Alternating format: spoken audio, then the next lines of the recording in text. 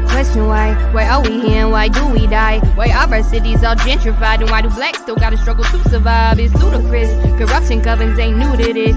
Started off when the plagues had hit and the bodies of the less fortunate started soaking all the royal furnaces. They stealing money out of everybody and all the single mothers' purses. It's a shame to me to see these boys out in the streets with slanging dope so they can eat while sending weighted on hands and feet the same senate that breeds poverty and gave that same dope to the teens in the streets in the 70s. So chew on that, just chew on that.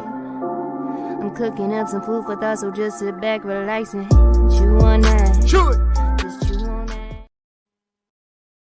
Ladies and gentlemen, boys and girls, little children, dogs and cats, it's your boy Randy Chew, aka Mr. Chew on that, aka Mr. Slap.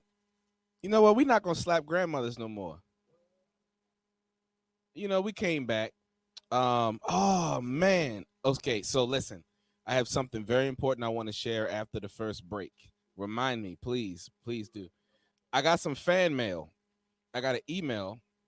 Chew Radio got an email from a fan that was quite interesting and amazing, and I want to read it on air. Yes, it actually is. It was from a female who I'm not gonna give too much away. She's married, but anyway, listen, you know how we do when we do it. I want to first start off by saying that we missed you guys during the mid-season break. Season 2 has been outstanding. Season 1 was cool, but season 2 is very, very, very, very, very outstanding. And I just want to let everyone know that I missed you guys. I'm glad that we back.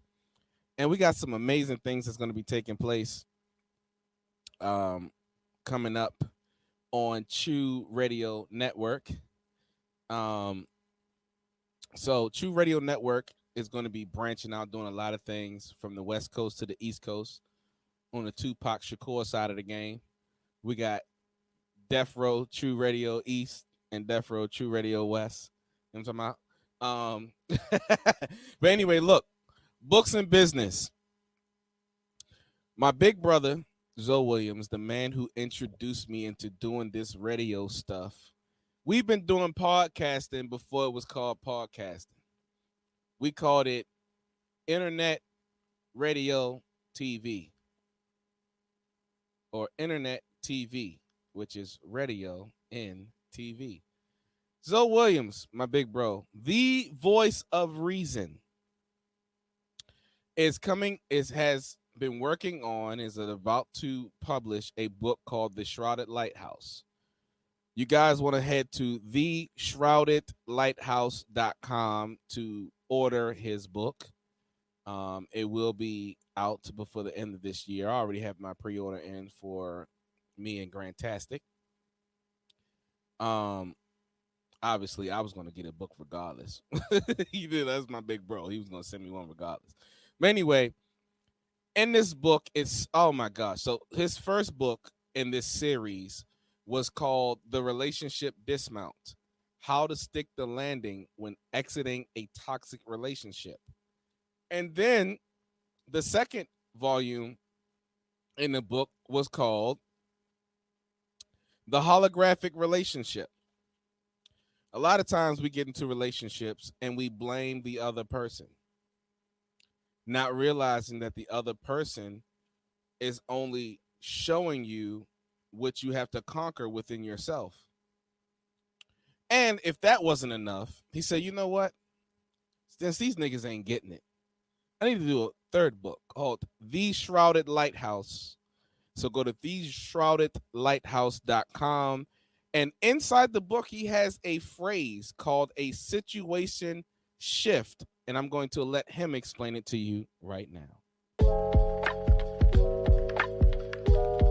You've heard of the term situation shift. I've taken it and made it something different. The situation shifts that we find ourselves in have the power to cause us to shift our perspective, either for good or for bad. When we shift for good, we've taken accountability of what we've been through, how we've been hurt, unhealed trauma. That causes us to shift in consciousness. So situation shifts can be very beneficial, right?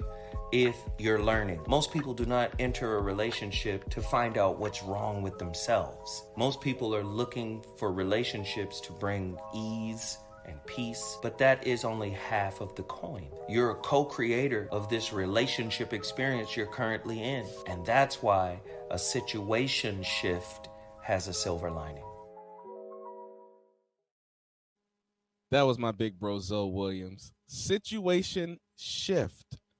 So please go to theshroudedlighthouse.com and please order the book. Now, I want to also point you to another website, ksl.com by Kimberly Giles. And she's been on the show a few times. Everyone knows her as the 12 Shapes and all of that. Well, she just posted a blog that I'm sorry, Kimberly Giles. She just posted a blog that I think all of you guys will be interested in if you go to ksl.com. Her name is Kimberly Giles. You go to ksl.com or go to 12shapes.com. Pick up this blog. It's titled How Forgiving Others Can Boost Your Self-Esteem. I'm going to say that again. How forgiving others can boost your self-esteem. I think that's amazing because I think a lot of people need to boost their self-esteem. And if forgiving others is a way to boost your self-esteem, then a lot of y'all need to stop holding grudges. Moving on. I want everyone to also go to unitedblackbooks.org. unitedblackbooks.org. Look up in the search tab, financing your small business.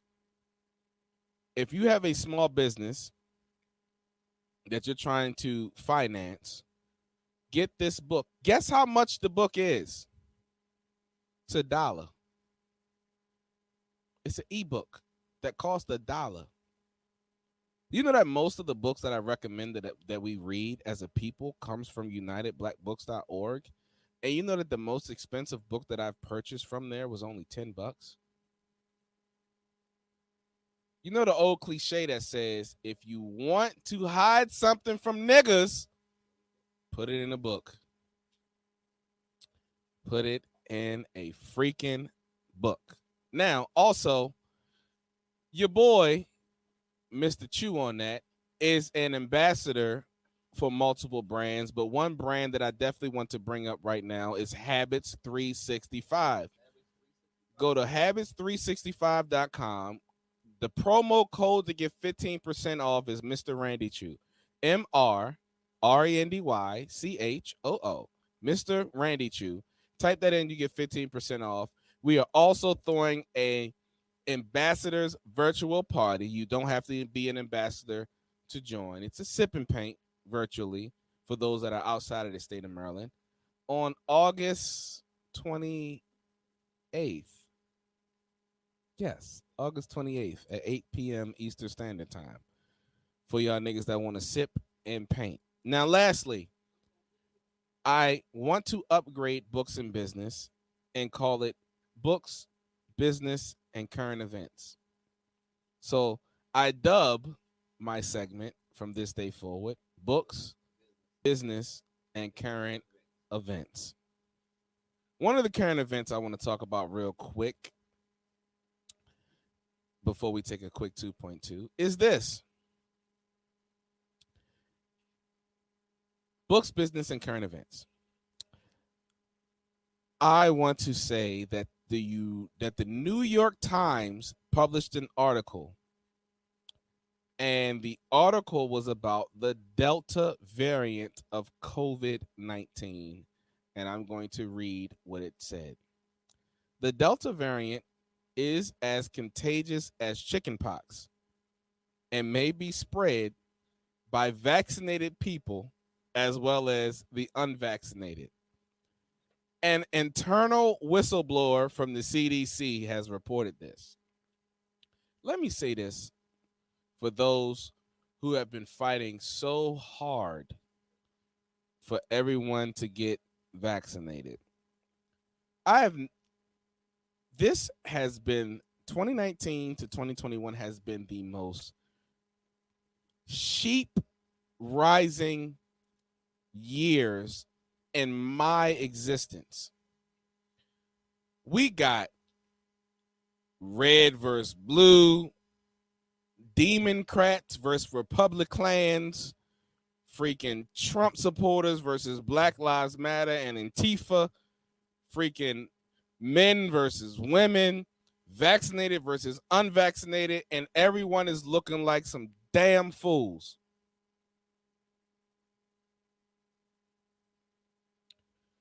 At the end of the day, you have to research and think for yourself. Do you know that the same way that they are getting black folks to get vaccinated is the same exact way they did for the Tuskegee experiment? The exact same tools. Like those who don't study history are doomed to repeat it. Do you know what's in the vaccination? Then I saw a post on Facebook. Yeah, this is my segment. I saw a post on Facebook that said niggas been eating McChickens and didn't know what was in that their whole life, and now they want to know what's inside the vaccination. First of all, let me say this. Niggas was little kids when we was eating McChickens. I'm not a little kid no more, and I haven't ate McDonald's in Lord knows how long. First of all, let me say this. Every food in America is poisoned. Even y'all vegans are eating poison. So don't get me started, because everything in America is genetically modified, including the organic stuff. Don't get me started on that, because I got so much evidence that'll blow all y'all out the water. But anyway, so the same. Anyway, let me just go ahead. In fact, niggas is talking about acting like Chick-fil-A is healthy. Chick-fil-A has more chemicals in its chicken sandwich than Popeyes does. But anyway, let me just go ahead and move forward. First of all, let me tell the truth. This is not a vaccination. This is classified by the CDC as an experimental drug. And you are forced to take this under the State of Emergency Authorization Act, which means that if someone declares that it's in a state of emergency, they have the authority to force it on the population. The same essential workers, and I'm going to have an essential worker come on the show in August, by the way, that fought at the beginning of this pandemic, has now been given an ultimatum to get vaccinated or get fired. How in the left side of Satan's ballsack is this acceptable? That people who risk their lives to take care of sick people that contained a biochemical weapon from the world governments that we call COVID, risk their lives. I'm talking about women who have families, have children, women that have risked their lives to take care of everyone during a pandemic, because majority of the workers were women, because the doctors really don't do squat. They just repeat what the nurse already said. But anyway, the women who took care of everyone are now given an ultimatum? What? Huh? How? But it's the regular men's fault that the world is. No. It's the elite men that are destroying the value of our women. How, that is a slap in the face to every strong woman that has worked during the pandemic, that they have to give an ultimatum of getting vaccinated or lose their job. So if all the women was just to leave the medical field, what do you have then? You're going to pull the military out on people?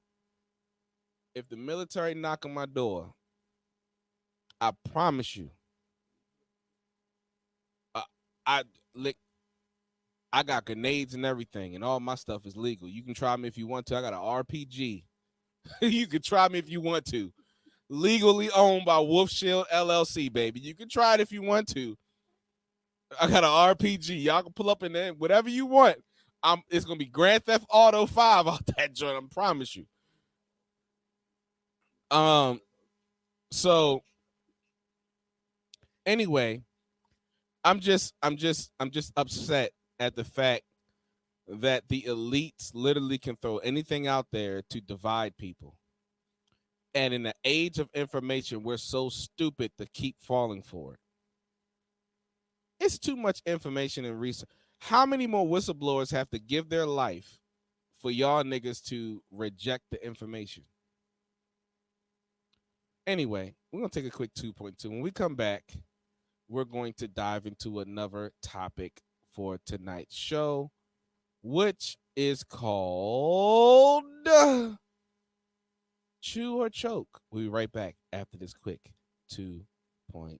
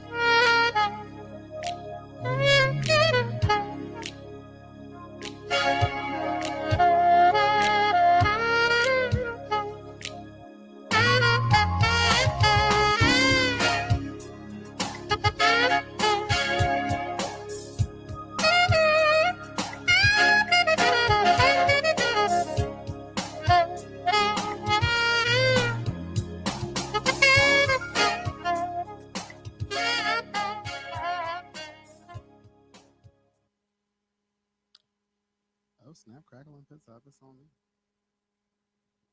Am I muted? Can you hear me? Are we good? All right.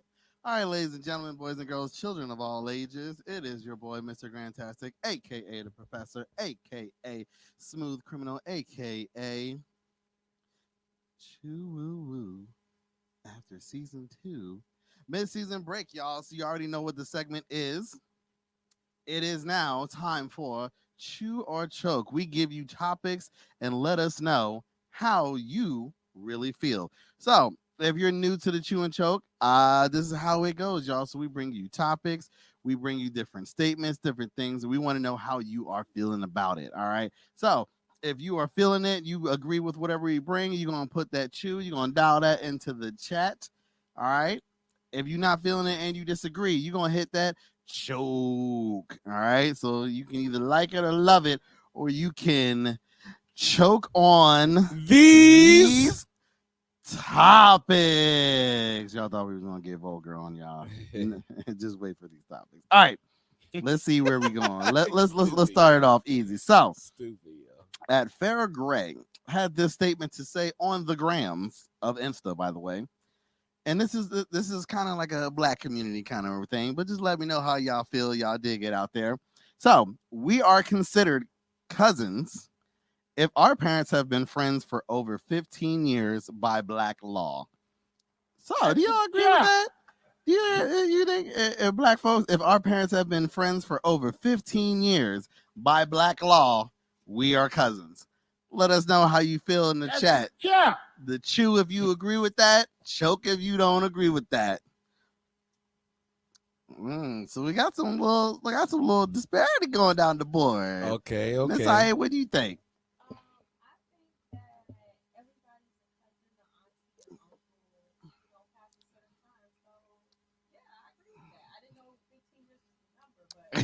I didn't know it was the number either. Mr. Randy Chew, how you feel? Nah. What you saying? What Just you saying? because now? our parents like each other don't mean I gotta like you, nigga. I don't like you, nigga. Bottom line, our parents may have had an arrangement, but I don't like you, and I'm not claiming you as my cousin. Because we got to remember, at the end of the day, relatives is God-given. Family is who you choose, and if I don't choose you, you're not my family. Bottom line. I feel where you're coming from. I think for the majority of black law, I think people kind of go with that. Now, you don't have to like them. That's another thing. I think that's a little different. I think you should be like, yeah, that's my cousin. Like, and I went to school over like county boundaries, so there was a lot of people that had to be my cousins because I had to like lie about where I was living. So I'm okay with that because I just, couldn't tell on my mom. I was going to school in a different county and living, so they were my cousins. All right. Let's go to the next thing. Okay, here we go. Dr. George Fraser has this statement, y'all. Let me know how y'all feel about this. This is going to be quite interesting. And excuse the language. You can't be black and proud and a nigga at the same time. I'll say that one more time. You cannot. So this is their statement, not mine. You can't be black and proud and a nigga at the same time. If you agree with that statement, hit him with the chew. If you disagree with the choke, again, I say unto thee, you cannot be black and proud. Did you just say, I say unto thee? Yes, again, I say unto thee. That's hilarious. The statement, you cannot be black and proud and be a nigga at the same. And niggas with a Z at the end. I just wanted to make sure that was clear at the same time. How y'all feel about this panel? How y'all feel? Miss I was popping.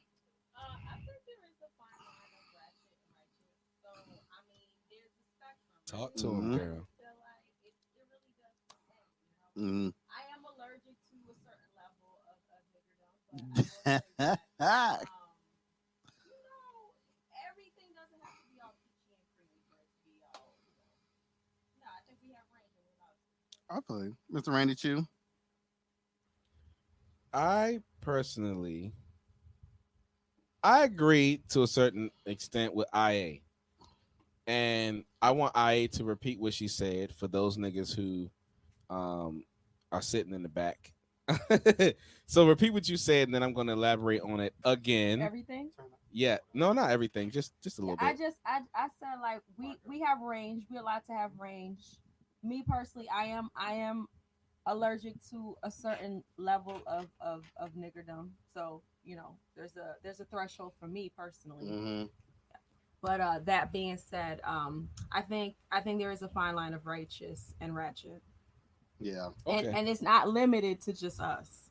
That ooh. So I will call ratchet. I personally don't like the word. I don't like to use the word ghetto. I'll call Becky ratchet because if it applies, it applies. People forget that every group has their quote unquote niggas. I see Every it a lot. I see it a whole ethnicity, lot, and I've been around all of them all my life, so I've seen economical it. status. Everybody So has. let me piggyback off of IA real quick if I can. Can I? You may. Okay. So All right, we good.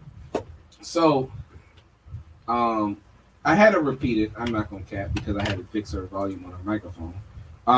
But I also want to repeat it for the niggas in the back because I want to say this. For those who don't understand the etymology of the word nigga, I agree with the statement. Mm-hmm. But those of us who have actually took time to study understand that the word nigger came from Niger. Niger came from nego or negu. Negu came from negus, which means offsprings of the Most High. So that's why it's easy for us subconsciously to say, yo, what's up, my nigga? Mm-hmm. Because we understand that word nigga comes from the word negus, which means child of God. Mm-hmm. So when I say what's up, my nigga, I'm calling you a child of God. Mm-hmm. But the white man put it and called it nigger and told us that their definition came first. Damn Spaniards. But they did not. Anyway, so I agree and I disagree. I think that you do have to have a little hood in you, but you do have to have some righteousness in you. I do. I think because I knock a nigga out and pray for him at the same time. Exactly. So I agree with the ratchet and hood. I agree with that as well. I think it's just I think I'm kind of a little done with people feeling as if they have to just be in one group. You know, like just because I ride a bike, I don't have to be a cyclist. I'm just a nigga that ride my bike. Like y'all got to wear the jerseys and join the clubs. That's not for me. That's okay. So it's okay. I can be a little black and proud. And I can have a little ratchet too. You know, it is what it is. Right. Ratchet, bougie, savage. I most definitely a good combo of that. So. But look, that's the thing. Wait, you said you're a good combo? A bougie and a little bit of ratchet. And a little bit of ratchet? It's a tinge. Hot. A little smidget. Is that term different from bouge ghetto? Is it like bouge ratchet? Like I've heard bouge ghetto. Bougetto was a term. I think ratchet is not necessarily where you from. You know, I feel like bougetto might be the person that's from the hood that is bougie. You know what I'm saying? Yeah. Bouge ratchet is, you know, it can be anybody. Yeah. It can be anybody. I personally, I'm not ashamed of this. I was a suburban kid, so you know.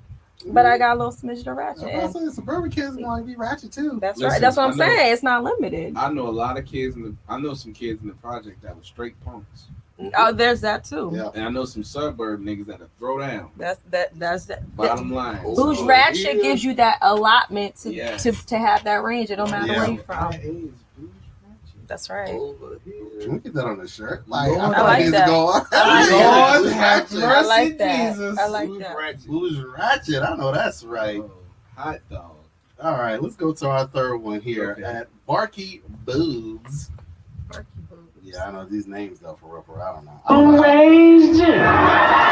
I don't know how some people call this, but it's okay.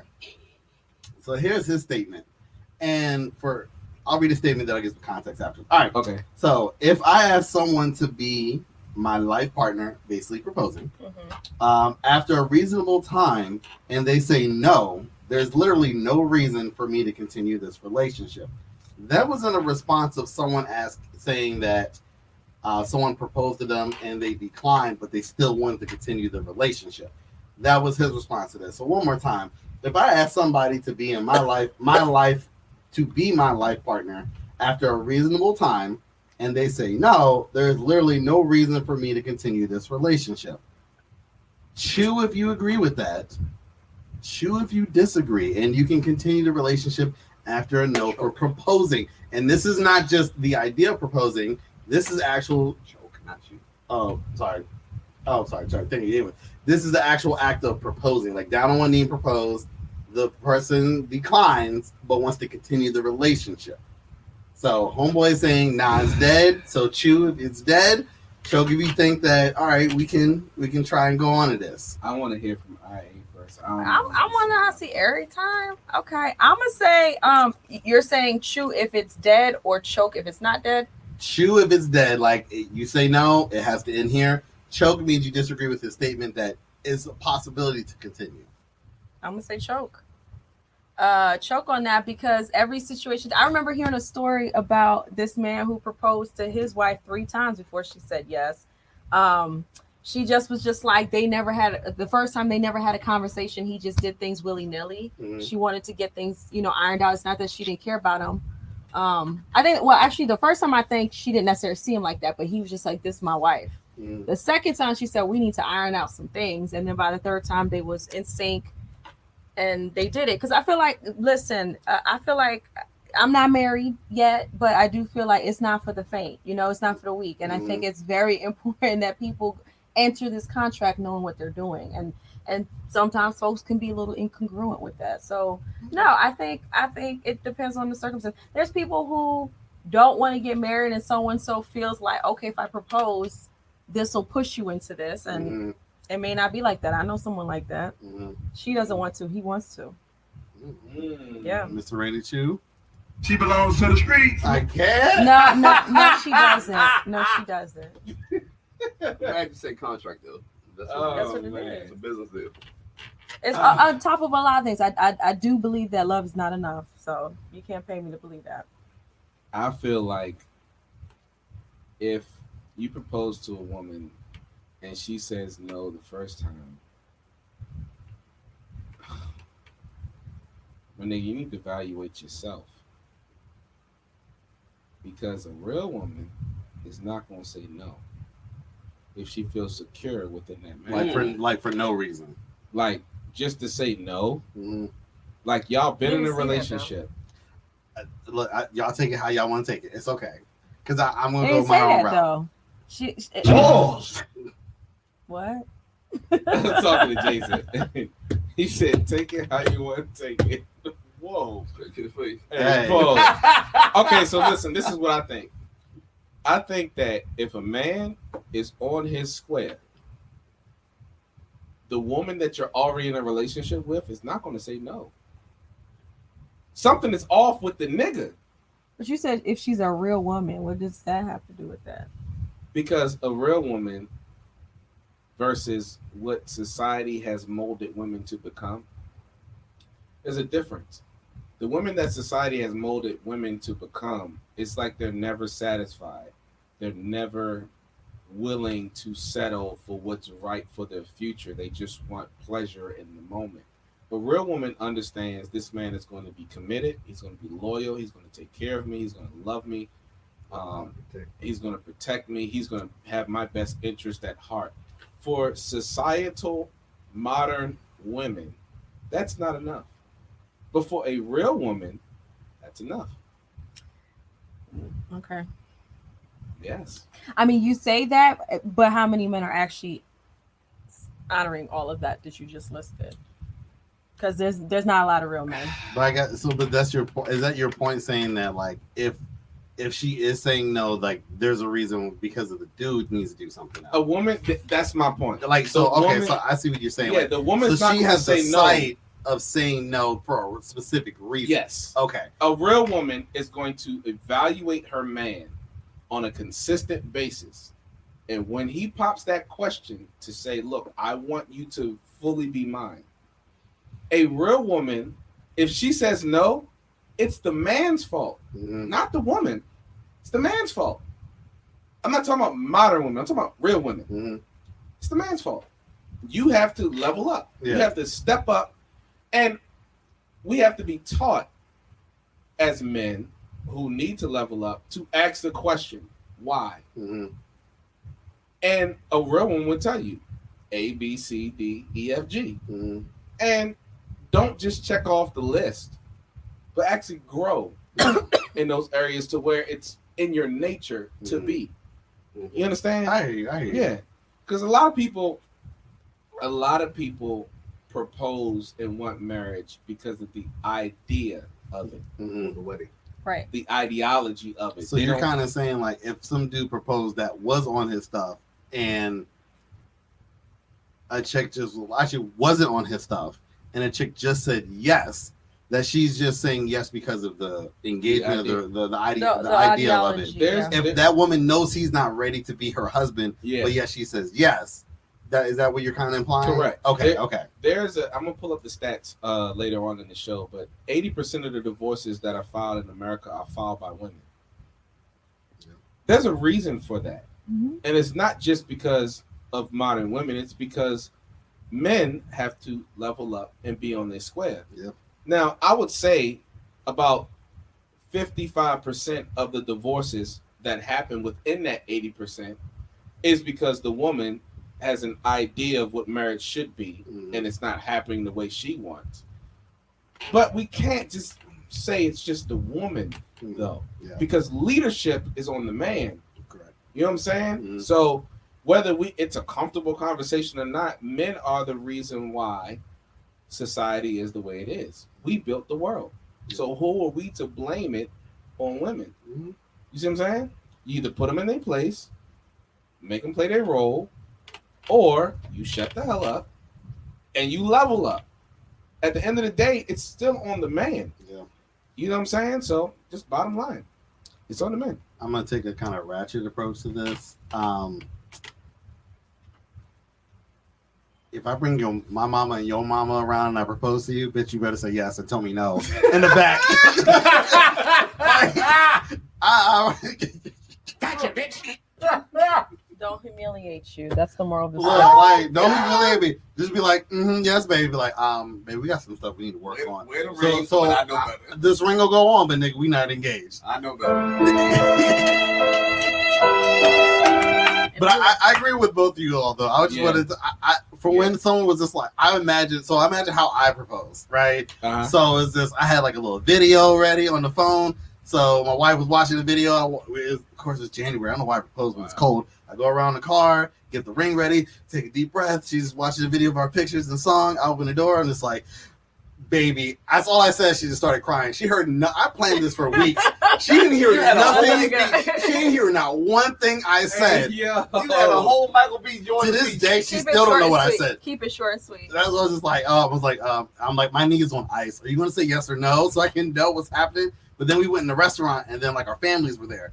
So in that situation, it's just like she would have said no. I'd been like, okay, why? What do I need to work on? All right, cool.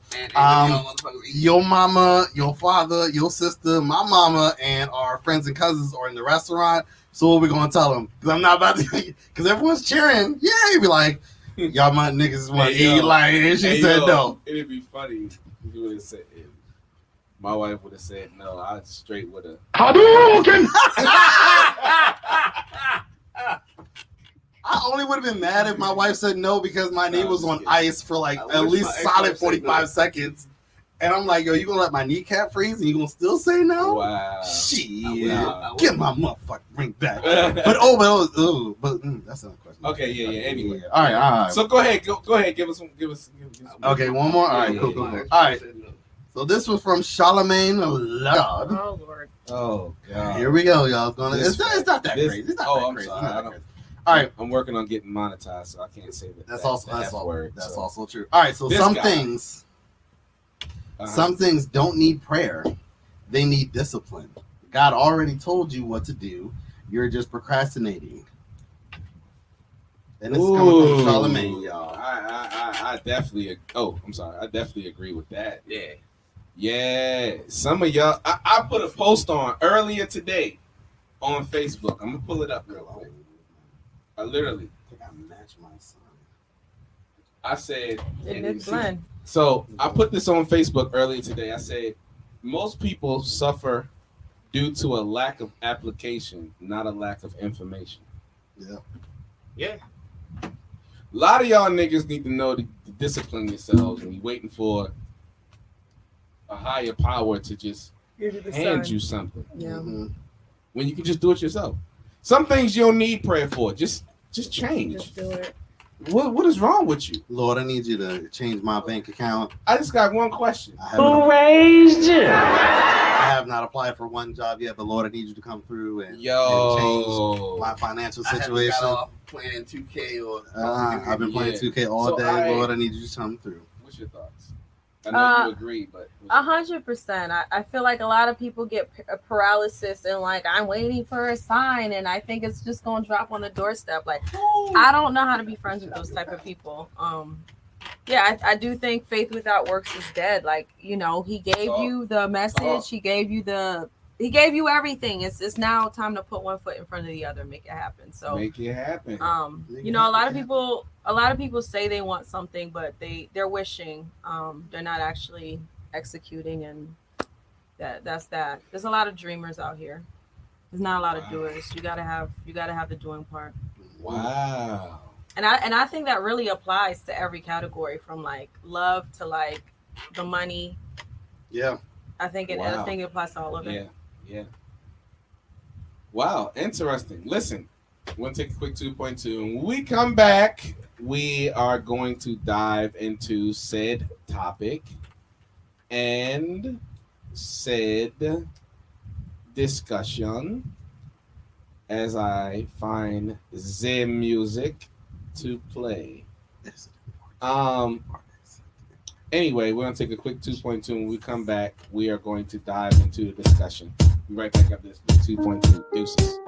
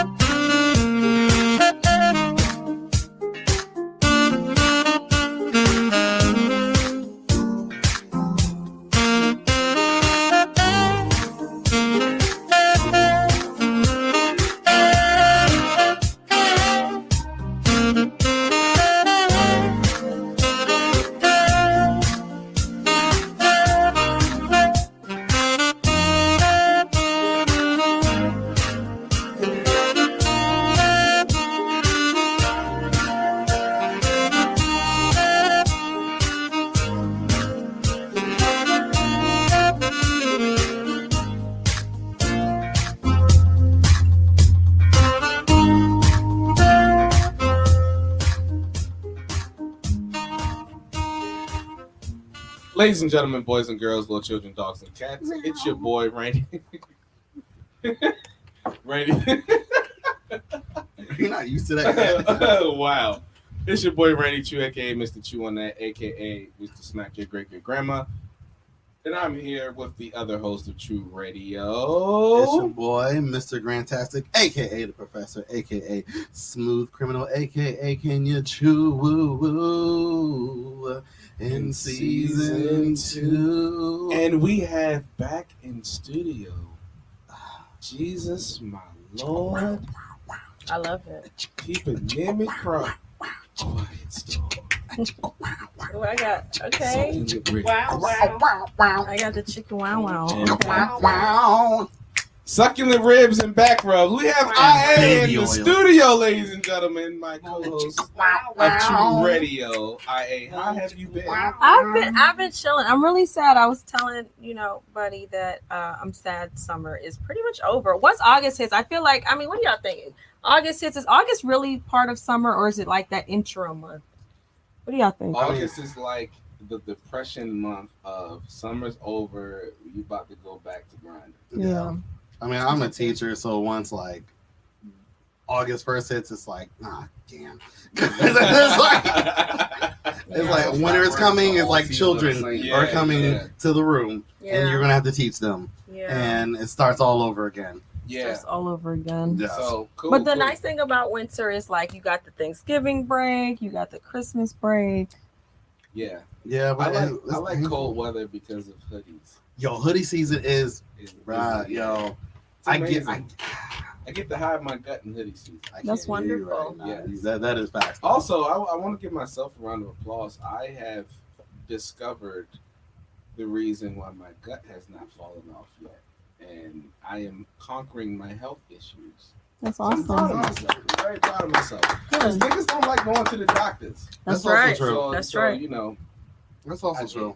but anyway, so Mr. Grantastic had hit me up, and he had an amazing topic and subtopics for tonight's show. So introduce the topic, and let's get into this hot discussion. Listen, we are accepting callers tonight, and the number to dial is 516-531-9828. 516-531-9828. Please call in and give us your input on said topic.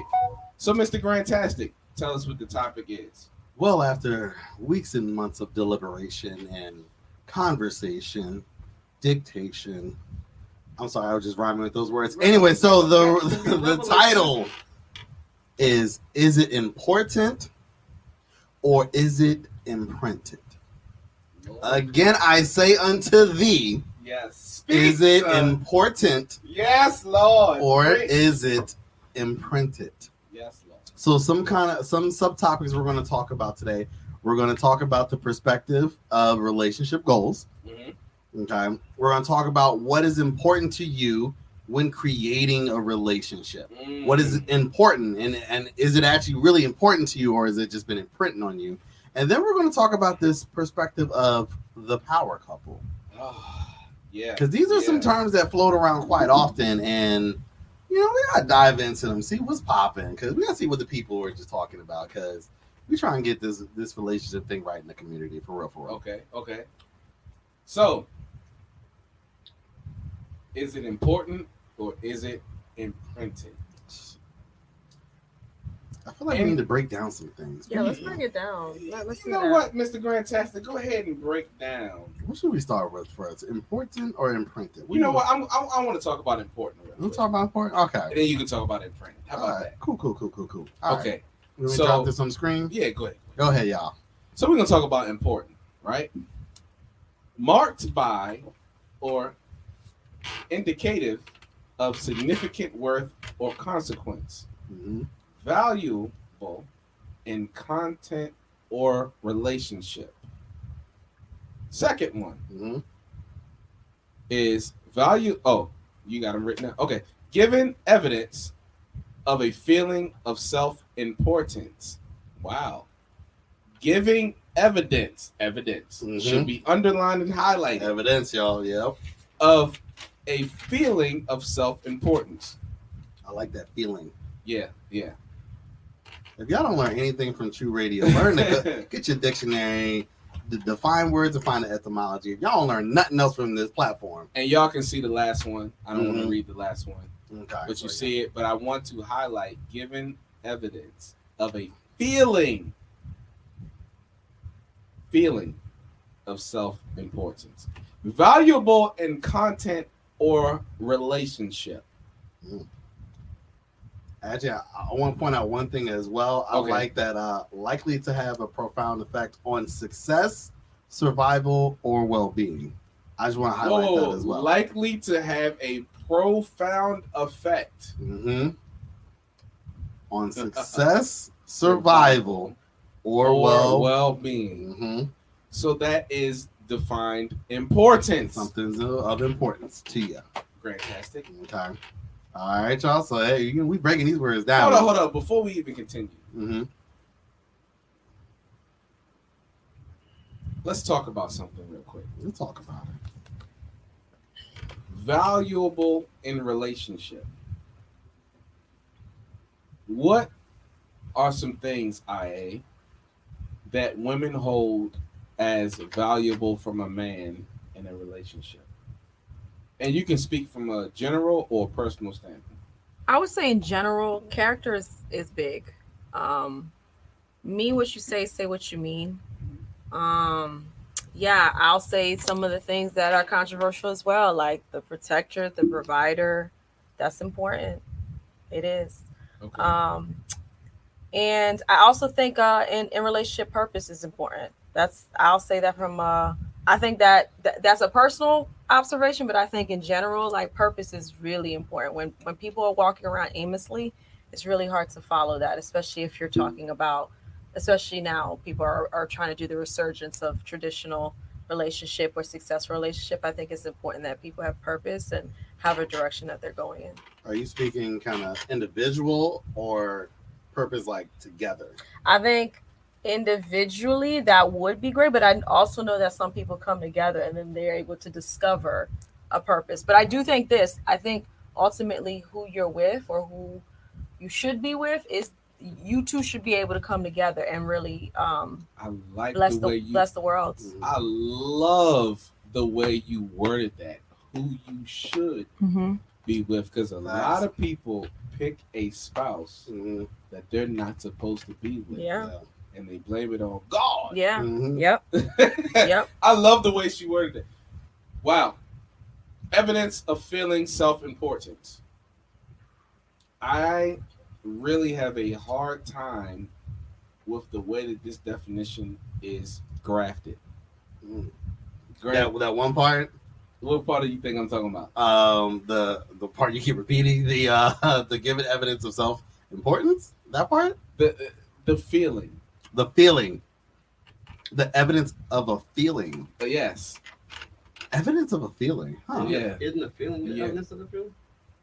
Because how can emotionally unstable people provide evidence to their self-importance?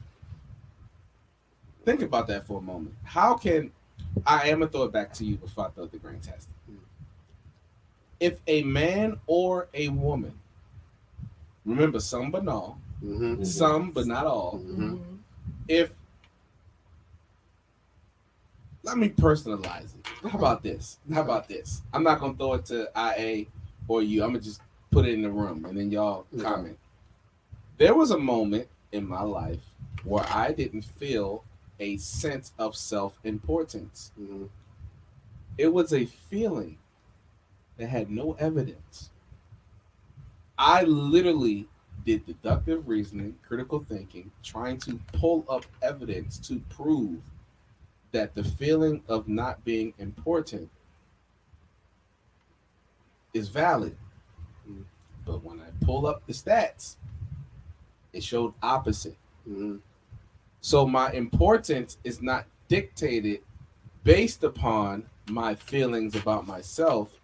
It's based upon the evidence and how I benefit other people's lives. Am I wrong for thinking that way?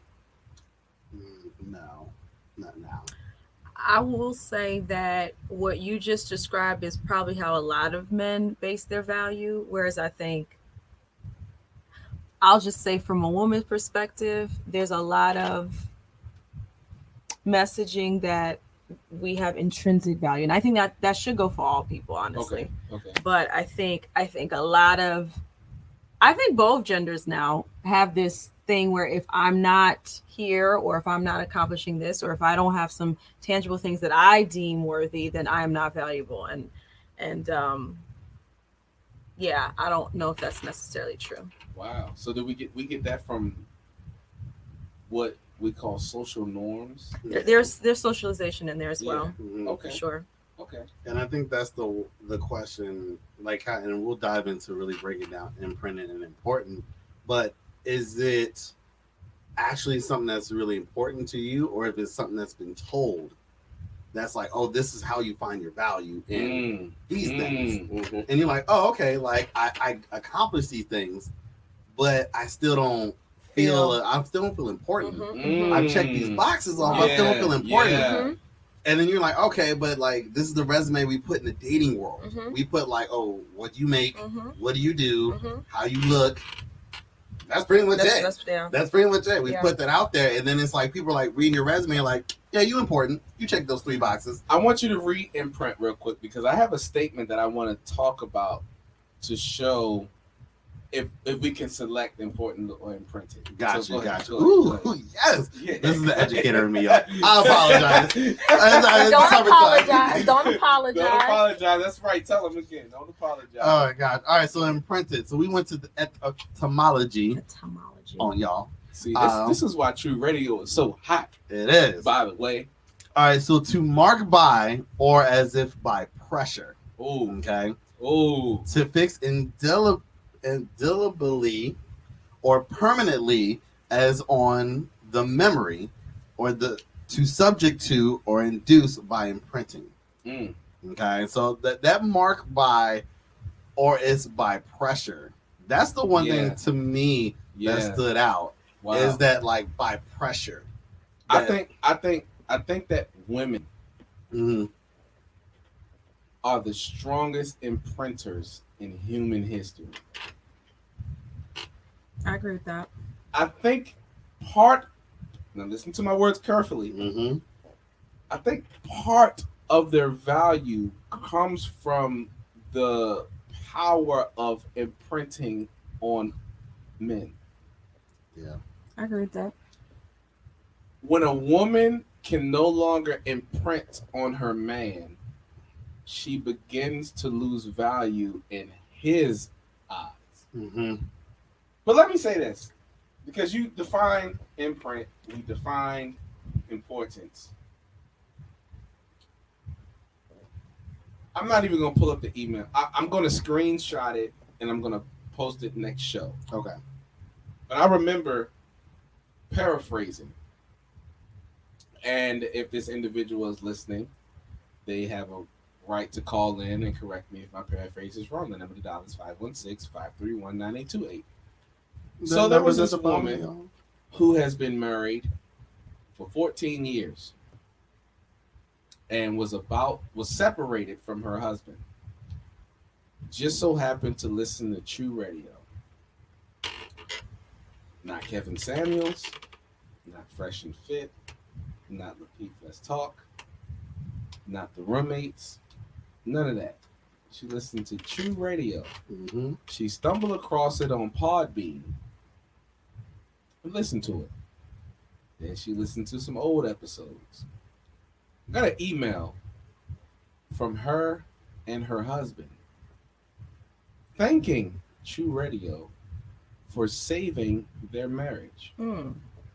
Okay. Well, we can claim that. Yeah, that's what I'm saying. I mean, I'm not going to get into details of what their struggle was, but I will say this. He had a mindset of 1, 2, 3, and she had a mindset of ABC. There was an episode where I talked about how men and women should come together to form. The man lays out the vision. The woman helps the man meet that vision, but it's supposed to be cooperative. We talked about responsibility being held on the men and the women, and how if you as a man don't have these things aligned, then you can't command or demand this from your woman. And the woman, if this man is striving to evolve into the man that you want him to become, you can't just walk away from him. Yeah. I remember that episode. Talked about how dismissing a man's feelings is the worst thing a man could feel, especially if he has love towards that woman, because it hits different. It hits deeper when it's just dismissed. Now, not saying that the man's feeling is valid, but the dismissal of the feeling itself, as you see by the word importance, it's a self-esteem thing. It's a self-value thing for a man to be vulnerable enough to express his feelings. And when they're dismissed, he gets crushed. Doesn't have to be a significant other. It could be a friend. It could be a sister. It could be an auntie, mama, whatever. I'm so proud of the platform. Just keep talking. But, anyway, he came back to her and apologized for commanding things that he himself was not at a level to command. She came back and apologized for pushing aside his feelings and dismissing them. And they had a 2-hour conversation where they laid everything out on the table and realized we can't do life without each other. This is what this platform is about. Hey, man. We can disagree, we can fuss, fight, and argue, but all of our hearts are genuine and pure. And when you have a pure heart, you can present a message to people that are really suffering and bring them back together. I say that, and I want to transition to this statement to talk about importance or imprinting. Society has told us, it's been imprinted on us by society to cut people off. You disagree with me, cut off. Yeah. You got on my nerves, cut off. Your negative energy, cut off. There's a statement, there's a quote. I don't remember where I got this quote from, but it's not originated by me. I'm just going to throw this quote out there, then y'all respond. Mistreating people, then avoiding communication is not protecting your peace. It's avoiding accountability. Repeat that again. Mistreating people. This nigga's stupid. Mistreating people, then avoiding communication is not protecting your peace. It's avoiding accountability. How do y'all feel about that statement? 100% agree. You talking about life right now. You want to go first? You want me to go first? Can I hold that? Oh, okay, Can I good. hold You want both of them? You want both of them? I need both of them. Yeah, I'm chewing. Yes. You need to go first. I need to collect my thoughts. Okay, that's fine. Okay. Yes. Okay. I know, like, man, I 110% agree with that. And I think even so, as an educator, just in my early days, what helped me get to the spot where I'm at now, where God has blessed me to be, was my integrity. Where you worked hard to be? Yes. Okay. It definitely much so. Okay. Was my integrity on how children are to be treated. Not, and it wasn't even by me, honestly. Okay. It was actually people who were around me who, like what you're saying. So, but they all were mistreating people and running away from it. Wow. Okay. But we were connected. So their parents were seeing me as the same person who's disrespecting your kids like them. And I had to say, and God had to speak with me of like, you gotta actually intervene and speak up and correct this. It's not for them. Because like we're taught of just like, oh, you messed up, with these people. It's on you. You need to correct it. It was like, but your name's attached to their name. I need you to go further in life. I don't care about where they're going. I need you. So I had to go back and correct it, even if it was just on their behalf, but my name was attached to it. So, and at that point, which when I corrected it, I thought, like, these people were never going to speak to me again. I saw the parents and the kids in the street, and they were just like, hey, what's good? What's fine? And it was like, nothing skipped a beat. But it was that holding accountable, even for someone else's mess. So, and they all avoided it. Yeah. They all avoided it. So you gotta be willing to get, if you even cause a little mess, you gotta get into it and fix it. You really do, because you never know down the road. And I think that's what some people, and some people who remain nameless, that big bro knows. You do something, you hurt somebody, you never know how it's gonna hurt your pockets and your platform and stuff down the road. We're gonna keep things nameless, but let's be real. Yeah. You say someone is, oh, you weak, I don't need you. Yeah. And that's the very person that ends up putting on everyone else around you. Yeah. That's what I'm saying. You gotta, even if it's uncomfortable. Shout out to Zoe Williams, man. That's my big bro for life. So you gotta, because I saw that look on Big Bro's face. Big Bro Zoe, I saw that look on your face that episode. I already knew it. That's poetic. I already knew it was popping. Yeah, that's poetic. So I talk to us from your female perspective. Everything you just heard. What are your thoughts?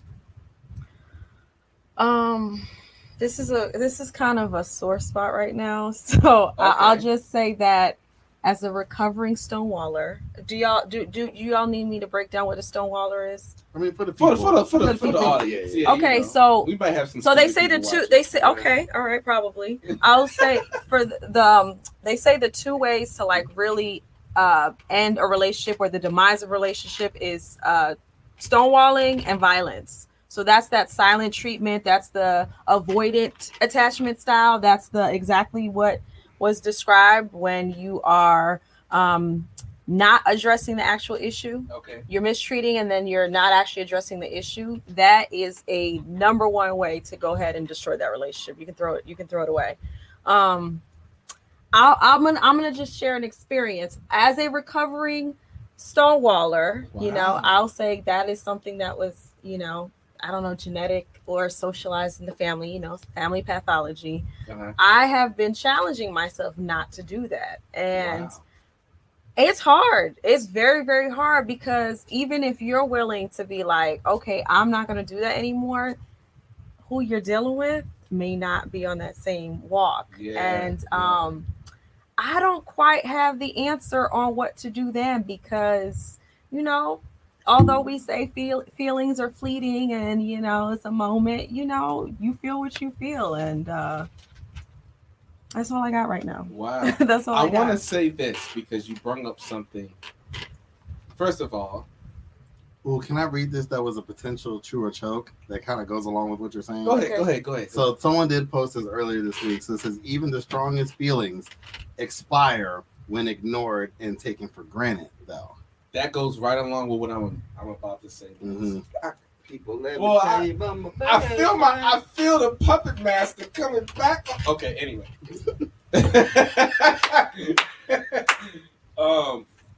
Suppressing, and I got this from Big Brozo Williams. Suppressing emotions is a hindrance to your spiritual growth. Which is why I'm very big on feeling my feelings. I allow myself to feel because I don't like to pretend. I'm very big about not being a fraud. Okay. So I allow myself to feel my feelings.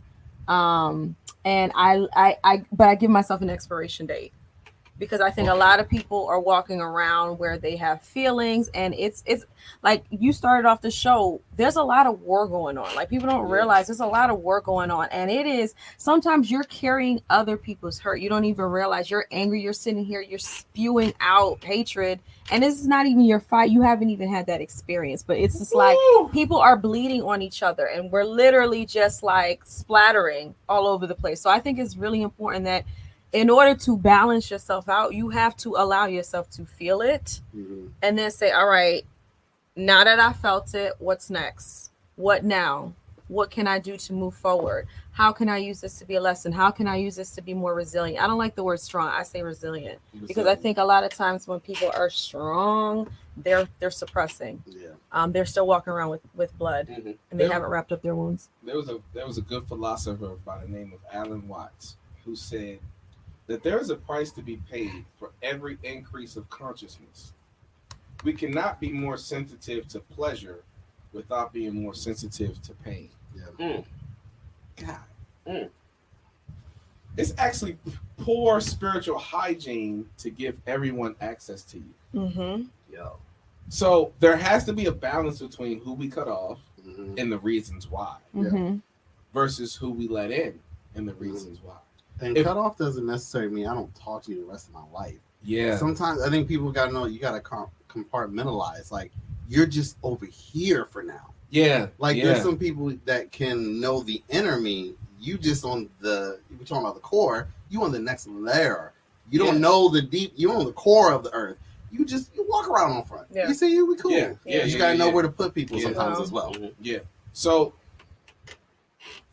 one of the big advocate of that actually. Like it may not work in this capacity, but we might work in this capacity. But people are so quick to be like, it didn't work here. I can't deal with you. And it's just like you might leave money on the table. You might leave your baby daddy, your baby mama on the table. You might leave your family on the table. And they may have not worked in this capacity, but they may have worked in that one. Yeah. Relationship goals. Let's talk about that for a moment. Because I feel like every man should be able to identify what his relationship goals are. And he should not be willing to approach a woman until he has his relationship goals laid out. And I say this because of this. What we call dating or courting in the Western world, the Eastern world don't do that. They don't. By culture, tradition, religion, however you want to give them an excuse, they don't do that. They simply get selected because they realize marriage is not just about love. Yeah. We're the ones who have this Disney World ideology of what love is supposed to Fantasy be. princess. And everyone is miserable because of this fake reality that we've been imprinted. And we have not studied what it is, what is the importance of relationships. And I'm not just talking about significant, intimate relationships, because you can be, intimacy is not just sex. Correct. Into me, you see. Say that again. Into me, you see. Intimacy. Into me, you see. Lord Jesus, where has IA come from? Lord, she'd have been over the world, Lord, through the summer break, and she has come back strong. She flew out a couple states and came back. Over the vocal shot. Okay, so yo, it's about matching souls. Yeah. And that doesn't even have to be your significant other. Like, you can literally, no homo. You can have, if you're a guy, you can have a brother. Y'all souls match. That's right. Yeah. You can have a friend that is a sister. Soul match. You care about each other's well-being, and you care about, you love what that person loves, and you protect what they love. That's the whole premise of a best man and a matron of honor. Correct. Is to protect the union. Why? Because if my friend, sister, brother, whatever, loves this man or this woman, I am to protect the union. I'm to hold both of them accountable to make sure that this union sticks together, not gossip behind it anyway. Yeah. So I want to say this. Relationship goals have to be set. And I want to ask you guys, what are some relationship goals that we could give the audience that they should add on to what they already have? I got one off top. Okay. Don't look at other people's relationship and make that your relationship goal. Woo! That should be your first goal. You're your own competition. That should be. Gotcha, bitch. Don't look to other people, and especially people not in your tax bracket. Like, stop looking at celebrities and like, boo, why you ain't buying me a Birkin bag like that? Bitch, it is not. It's ain't the tax bracket. All right, deal with your relationship. Stop looking at celebrities that, first of all, get stuff from companies to market to you, endorse and imprint on you the lifestyle they're trying to get. You brought up a point that I want to say this. Oh, wait a minute. I'm sorry. Did you want to say something before I? Relationship goals heal. Healing is huge. A lot of wounded people are getting together, further wounding each other, wounding their children. Those children are going out. The cycle continues. Yes. Healing is huge. Healing. Okay. Facing that is hard, but when you get on the other side, it's well worth it. That's how you end cycles. I think healing has to begin with the awareness of the wound. I think a lot of people are aware. I think a lot of people are aware of their brokenness. They may not share it. Okay. They may not always have the words for it, but I think broken people know that they're broken. You think they're just pretending? They're lying to themselves. All the above. Of them are just sedating themselves. Oh, that's exactly what I think. It's sedating. Yeah, I think people are like. That's why you see this. You know, you were talking about the Birkin bag and the flashiness and there's a lot of things that people are compensating for. Like, I was listening to a video today where this guy was talking about, like, we have a lot of hoodlums and shooters, but we really don't have shooters. You know what I'm saying? We really don't have soldiers. Like, we literally are, if you listen to our music, it's just like, spend all your money, F as many B's as you can, you know what I'm saying? And run from the police. Like, that's literally our messaging. It's just like, if you really listen to it, it's just like, how we are so ass backwards. It's embarrassing. Yeah. No, I agree. I'm a quote Zoe again. Sorry, he's just human beings reflect each other's internal progress through relationships. However, no one is responsible for your personal growth. Mm-hmm. If I walk into a relationship, no matter what relationship dynamic it is, and I am aware that you're about to display to me something internally that's going on, I can no longer blame you for the wound. Mm-hmm. I blame myself. Say that part again. If I walk into a relationship, no matter what the dynamics is, understanding that whatever you're about to display is what's going on inside of me internally, I can no longer blame you for the wound. I have to blame myself. Right. When you blame yourself, that means you take responsibility for the wound, which means you're responsible for the healing. Mm-hmm. Remember, some but all. We're not talking about all wounds. Mm-hmm. We're talking about majority of them. Mm-hmm. And a lot of people, I'll give an example. You got 5 baby daddies. God dang. She belongs to the street. You got 4 baby daddies, 3 baby daddies, and you going around saying all men ain't ish. All I mean, you pick things. Where's the self-responsibility at? Mm-hmm. Or man, you got 3 baby mamas. Can we lump both of them? Because I mean, Yeah, You got 3 baby mamas, and which by the way, statistics actually show that only 17% of the men actually sleep with 90% of the women. So majority of the men are actually not even getting coochie. But the men that are getting coochie, you have to you have to take responsibility for the relationships and things that you create. Yeah. I get tired as a man, I get tired of hearing men cry about the relationship dynamics with their ex. Mm-hmm. At the end of the day, and women too. you chose that. You women have this. Oh my gosh, they carry on the pain from. You know, one thing that I wish I knew back in the day was don't be so concerned about a person's past. Yeah. Allow them to start over with you. Yeah. If my Does that apply for both genders? Because I feel Yes. like that's allowed for one, but there's clearly names for another. No, I think in today's society, I think back when we were children coming up, it applied to women. But in today's society, I feel like anything that is done that is not approved by the social norms is attacked. Mm-hmm. And one of the things that's not approved by the social norms is women being accountable for their decision making. And men are held accountable because of their decision making because there's immediate consequence Yeah. to their decisions. If I shoot Ray Ray, I get locked up. Well, Mhm. if you're not white. But Mhm. if I shoot Ray Ray, Yeah. I get locked up. If I sleep with a chick, get her pregnant, she takes me to court and go to child support. Like 90% of single mothers are getting paid child support. 90%. We only hear about the stories of the 10%. Mm-hmm. Because you got to remember, media brings up the Like to negative blow that joint up. and highlights it because no one's going to listen to a positive story. Mm-hmm. So it's their responsibility to highlight the negative because human beings are attracted, as the scriptures say, men love darkness rather than light. Mm-hmm. Notice it said men Mm-hmm. love darkness rather than light.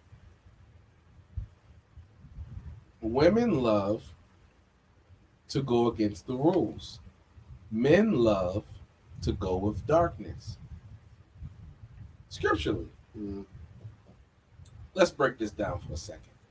Because we're talking about relationship goals. Break it down, break it down, break it down. Adam was given, or Atom, however you want to pronounce it. If anyone want to debate me about religion, please do, because I was smoking with your own book in front of your own audience. Please email me at trueradio2020@gmail.com because you can get this work. Anyway, Yeah, because I taught world religions and I taught that in college courses. So you don't want this smoke. Anyway, Adam was given a set of rules. He was given instructions. Men do good with instructions that is given from another man or from an authority figure.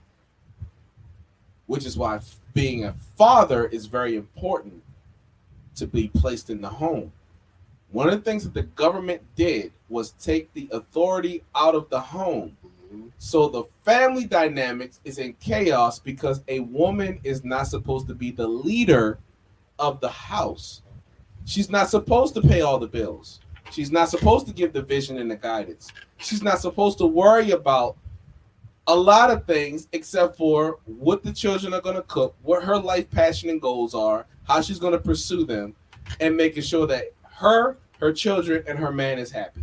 The man is responsible for everything else. I got to put a roof over your head. I got to make sure you have I have the currency to make sure you can pursue your life dreams. I got to create an environment where you can grow healthy. I got to create an environment where the children can grow healthy. And I got to make sure that you are protected spiritually, naturally, and in your soul. I have to make sure that I create an environment where you can build emotional stability. Because society have targeted women. 90 seconds. Screw you. Society have targeted women to be emotionally unstable, and society have targeted men to not show emotions. And both of them are damaging relationships. A man suppressing his feelings is just as damaging as a woman not having control over her emotions. It's the same thing. A man being physically abusive to a woman has just as much psychological damage as a verbal abusive woman.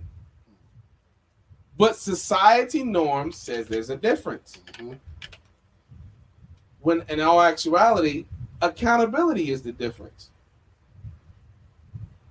Look at the statistics. Don't even take my opinion for it. Look at the stats. In domestic violence, if verbal abuse is viewed as the same as physical abuse, which statistics say it should be, then there's a lot of female criminals running around. I don't condone physical abuse of women. My mother was physically abused. I don't condone it at all. I'll shoot you. 10 seconds. But what I am saying is, when it comes to relationship goals, one of the things that you have to establish is accountability on both parts. The man just can't be accountable for his actions, and the woman just dismiss her accountability. And society has taught majority of women to dismiss accountability. It's always, well, the man could have done this better, or the man should have done this. How about you just apologize for your belligerent acts? That's a relationship goal, accountability. Another relationship goal is to play my role in the relationship. A woman doesn't want a pussy man. If you a punk, she don't want you. If you crying and complaining all the time, oh, this happened in my job, oh, this person don't like, a woman don't want to hear that. Right. Niggas don't want to hear that from their woman. Sure. You're absolutely right. I mean, we'll act like we interested. I give you 5 minutes. Babe, that's crazy. That's wild, yo. Like, yeah. You know, she knows she wrong for that. Yeah, you know what I mean? Like, yeah, Word up. Crazy. I told you that. But Crazy, girl. But these are realistic relationship goals because you got to remember, at some point in the relationship, feelings are going to be obsolete. Yeah. And beauty is too. Everyone's going to grow up ugly. And that's why one of my relationship goals is to like the person you're with. Because when the looks and the beauties fade and things is just, and you're just in the circuit of life, do you actually like this person you got to wake up to every day? I got to love your soul. Yeah. In society, especially, you got to comment on this. Society has taught us not to connect on a soulish level. Mm-hmm. They just taught us to look at the physical attributes of one another and be like, oh, I want that. And not actually connect internally. What's your thoughts on that? Because I got to get the female response because we have to build together. You know what I'm saying? For so sure. I got to get the female response. So I actually was hanging out with my cousin brother yesterday, and he said, do you know what men want? And I sat for a second and I started to, give out some suggestions. And he said, what gets me excited when I'm getting off of work and I am rushing home to my wife and kid? He was just like, my wife offers me peace. He said that is absolutely crucial. Like, she offers me peace. He's also in a stage of life where he is shooting for the stars. That's who I like to keep surrounded by me. It's just like, we're going for the stars. You have an option to be mediocre. You have an option to shoot for the stars. And so that's how we're rolling. But that being said, he's kind of like throwing the spaghetti at every wall right now. And he says one thing about his wife is just like, yep, he's all over the place, but he's going to go hard. He said his wife supports him.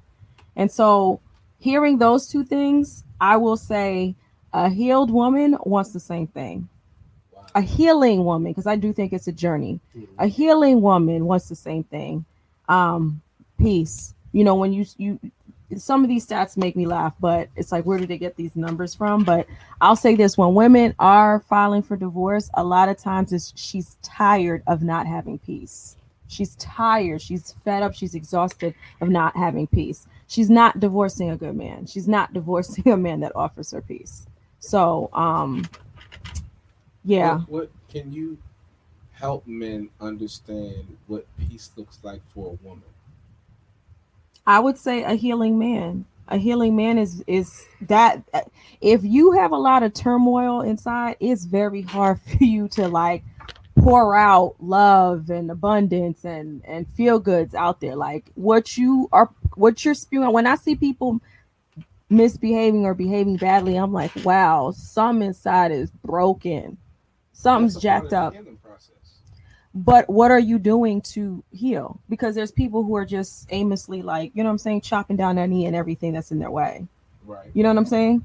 So when I see people spewing out and they're speaking with a bravado, I don't think that's healing. I think you're just bleeding.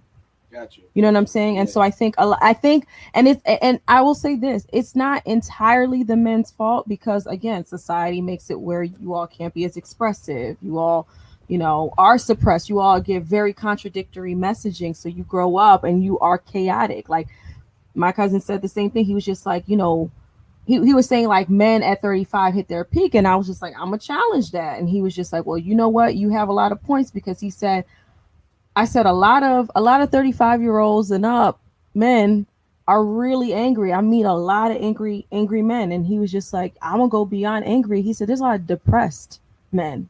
And so he was going down the list on what you're compiling all these years. And so when you are not really addressing that, there's no way you can offer peace. So I would say start with you first. And that's why I also say purpose is big. Sometimes pursuing your purpose can help you heal. I think a medicine for a depressed man is a good woman.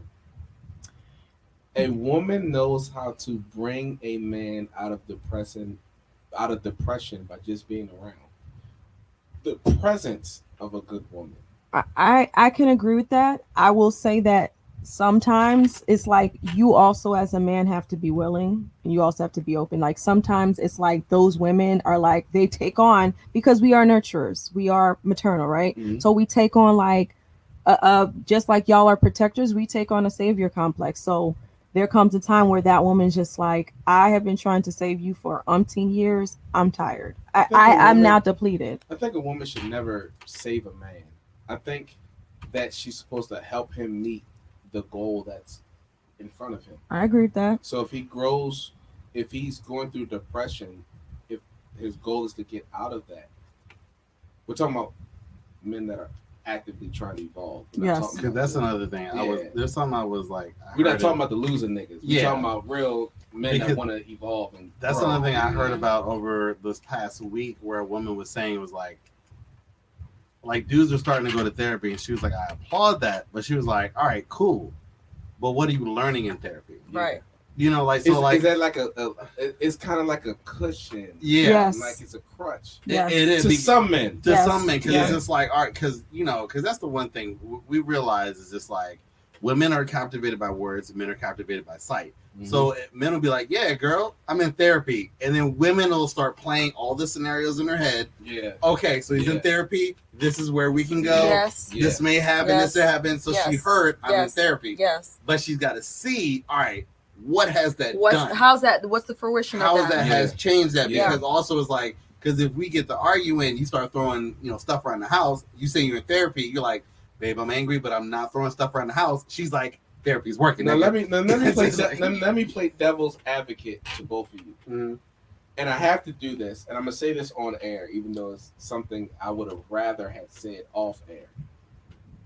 But often I'm gonna play devil's advocate because there's people that's gonna think this way that I'm gonna spill out. So it's not a personal attack to you, Grandtastic, or to you, IA. It's to bring out your points Mhm. in the discussion.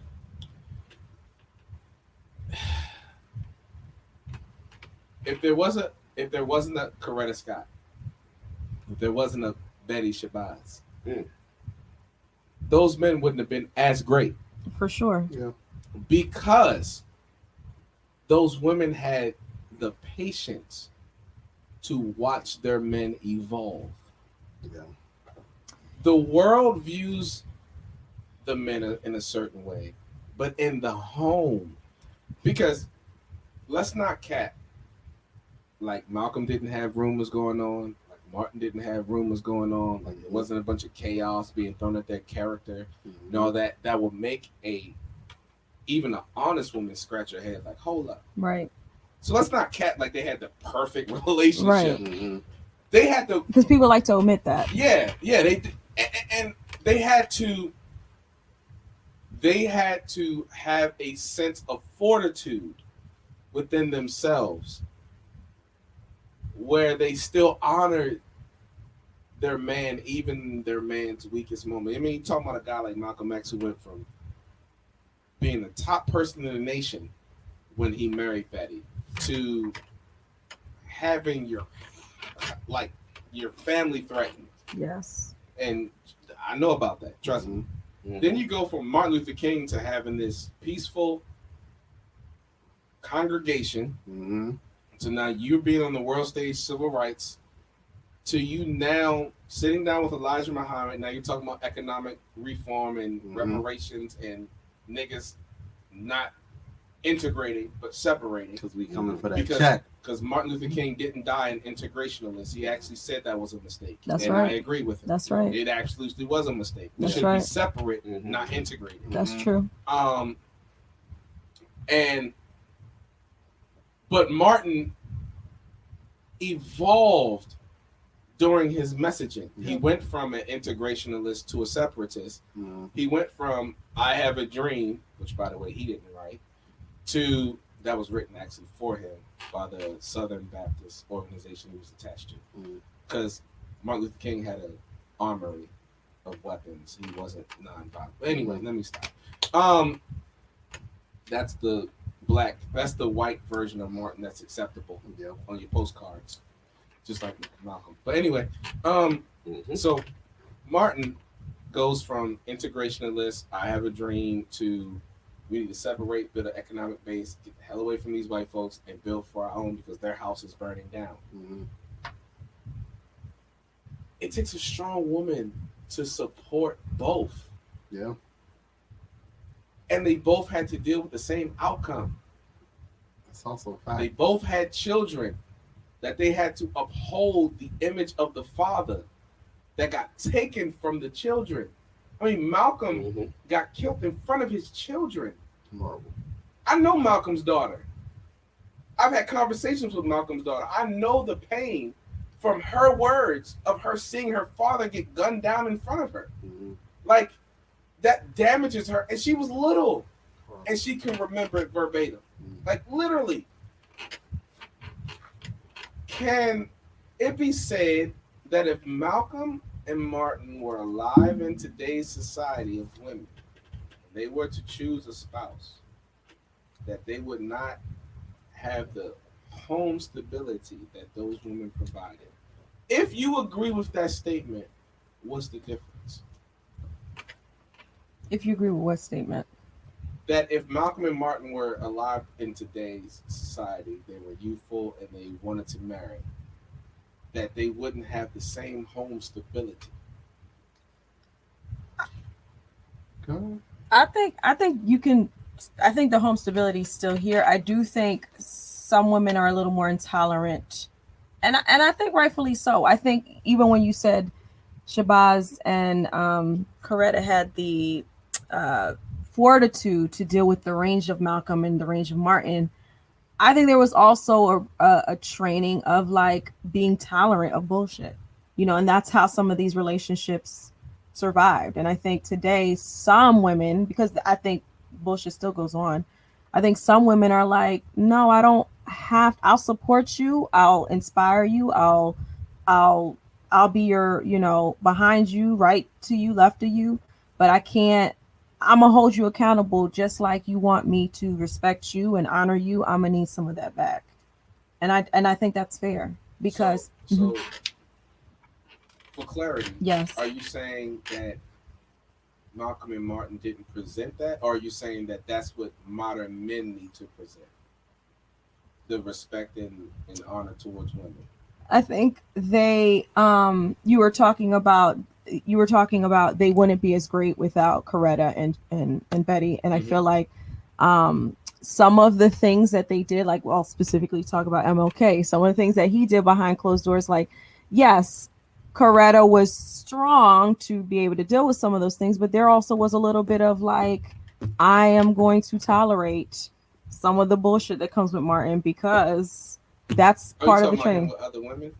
Yeah, some of the disrespectful behavior. Okay. So I do think you can most certainly find, I think there's, regardless of the propaganda that's being spewed out, women are still socialized like part of your value is to be a wife, and it is rooted in a lot of traditionalism, regardless of what the propaganda is out there. But I do think today there may be a little bit less intolerance in some cases with some of the stuff that Coretta put up with. Okay. Does that make sense? What about Betty? Yeah, I mean, theirs was a little bit different, but yeah, theirs was tough too. I still think, I think there's most definitely Betty's out here for sure. Okay. I do. Fantastic. Yeah, I just kind of wonder what, because Malcolm and Martin had like some really huge tasks. They did. And I think that's the one thing of which I think that's a fact. Yeah. I think I don't know. Are you saying that they needed to be given grace because of their tasks? Not yes and no. Okay. Because women are dealing with bullshit from niggas that ain't doing shit. I mean, like, all right, if I had to choose to be getting cheated on by Martin or the local nigga, getting cheated How on about by I just I'm not trying to validate it. I'm just saying because I'm out there on the front line with Martin. I'm at risk of getting shot too. Like, I have to protect my kids. Like, I have to be a willing participant for my Martin to be out here, because him doing this work not only puts him at risk, but you're putting my children. I mean, that's exactly what happened at Malcolm. Those kids almost got burnt crispy. Like, but I think that's where we are at this point now, where in that generation it made in Big Bro, we talked about this a lot, where it made people who you either bow down and was like, don't look at white people wrong, don't talk to white people wrong, or I'm still militant. Like, that time created a fork in the road where it's like the next generations are going to follow. So there are people who are like, I'm sacrificing for the betterment of my community. And there's some people who are like, F the community, it's about us. That's where I think it's more like, and kind of what we were talking about earlier, you mentioned purpose. Is it like, and that's why I asked, is individual or relationship? Because the Martin and Malcolm relationship, the purpose of that relationship does go beyond personal at that point. For sure. You know, it's just like, and I can imagine as being like the woman next to them and being like, oh, like, and people are like, yo, you Martin? Like, she's like, you see him like, that's my husband, but no, this is MLK. That's right. This is Malcolm X. That's right. So that's what I'm saying. It's kind of, it's different at that point where it's like, are we focused on like the rumors, this and that, when you are fighting for the empowerment of the black people in this country? Or is this just a regular relationship where it's just like, oh, I don't know if you're sleeping with the girl next, like down the street or not? Like, that's also the thing. It's a different weight class with them, not justifying anything wrong, but it's more or less of like, you are literally fighting for the empowerment and freedom of these people. For sure. So it's just, as much as whatever's happening. Oh, I see what you're saying. You're saying we're not excusing, from my perspective of what Grantastic is saying and from what you're saying, we're not excusing the step outside behavior. We're not. No. We're not downplaying the feelings of the woman in that scenario. I think what Grantastic is saying, this is my opinion of what he's saying, my assumption, is that if you're going to be with someone who's going to have weak moments, don't let it be the nigga down the street who's selling drugs and has no intentions of doing right by a woman versus a man who is learning how to treat a woman. I think because it's also the assumption that, like, okay, even if they did have side chicks, we don't ever talk about the fact of like, how was their relationship? Like, we don't ever talk about like. Oh, we don't ever talk about Coretta's side dudes. Yeah, she had about 4 or 5 of those that the FBI had tapes of too, but we don't never talk about that. But but if you're not really upset with MLK, then why are you upset with Coretta? I'm personally am upset with MLK. I'm personally upset with generally, Malcolm, but societally, people aren't. Because even what you're saying, and I completely understand what you're saying, which is exactly what I said. Like, you have your own personal purpose. That's beautiful. Hold up. You're saying society has imprinted on people to not be upset at the weakness of our heroes. Yes. I love that. Go ahead, continue. But when you come together, I do believe this. If you select the person that you should be with, the purpose that y'all have is going to be bigger than y'all. That's my personal belief. That's the definition of a power couple. So that is, to me, like that it is should be. It should be. Yeah, let's say it should be. So I completely understand that, yes, MLK and Malcolm had a much higher purpose than those two individuals, than their marriage. They were to come together and become MLK. To me, isn't just MLK. He had a team. Malcolm had a team. You know what I'm saying? And that included their spouse. That being said, I'm the closest thing to you. I'm in the trenches with you. You're wounding me.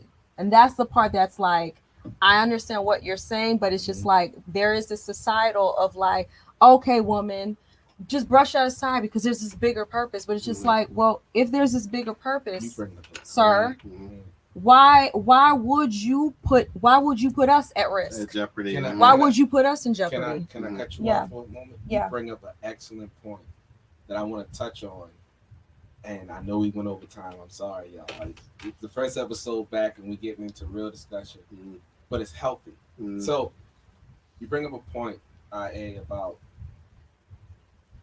you're hurting me during this process. I don't think there's pros and cons to being in our society right now. One of the pros is that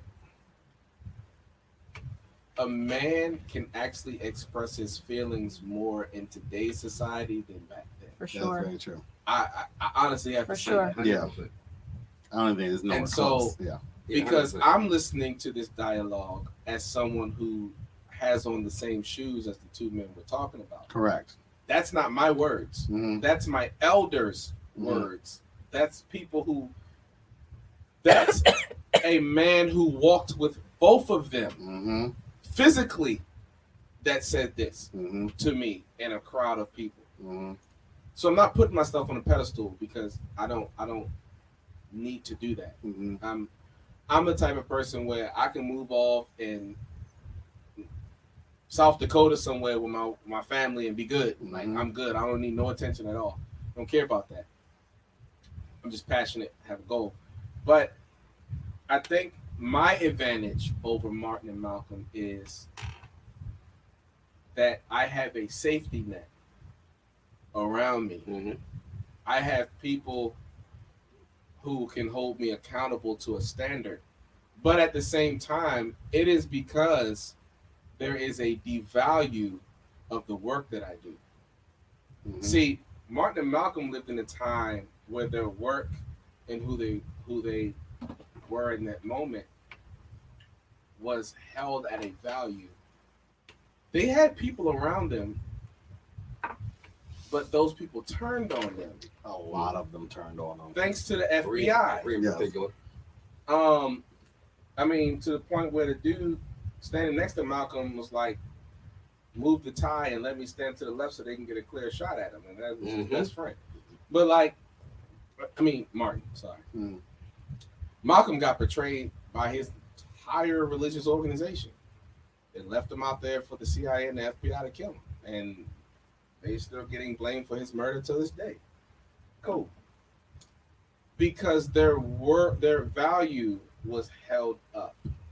Their value was held up because the woman knew how to address the man behind closed doors. There are recorded conversations of the wives of these two great men, and there were many other great men.